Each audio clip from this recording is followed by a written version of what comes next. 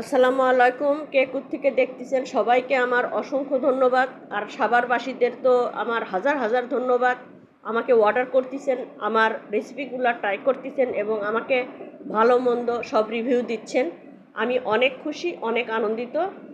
তো ক্যাপশনে লিঙ্ক দেয়া থাকবে, ইতিমধ্যে আপনারা জানেন আমার রেস্টুরেন্টের নাম দেশি ডাইন।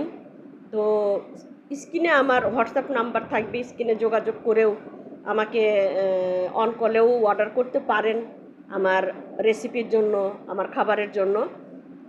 তো আমার এই খিচুড়ি কম্বোটা যেটা একদম 3টা নিচ্ছে, এত চলতিছে কম্বো। ডিম ভাজির সাথে 2টা করে ভর্তা থাকে, খুদের ভাত কম্বো আছে, আরও অনেক রকমের আইটেম আছে। আপনারা আমার লিঙ্কে ঢুকবেন, আপনাদের পছন্দের মেনু আমাকে অর্ডার করবেন, তারপর ট্রাই করে আমাকে জানাবেন কেমন কি হয়েছে।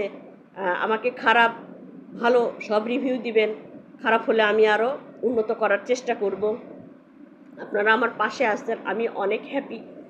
তো দেখতে দেখতে অনেকগুলি অর্ডার আমার পার হয়ে গেছে। আমি 2 দিন ভিডিও করতে পারিনি, বাসায় কেউ ছিলেন না, ছোটো বড় কেউই ছিলেন না, আমি শুধু একা ছিলাম। তো যাই হোক, মোটামুটি যেগুলো করতে পারছি সেগুলাই দেখাচ্ছি। তো আপনারা আমাকেও অর্ডার করবেন। দেখতে দেখতে আমার রেস্টুরেন্টের প্রায় অনেক খাবারই শেষ হয়ে গেছিলো।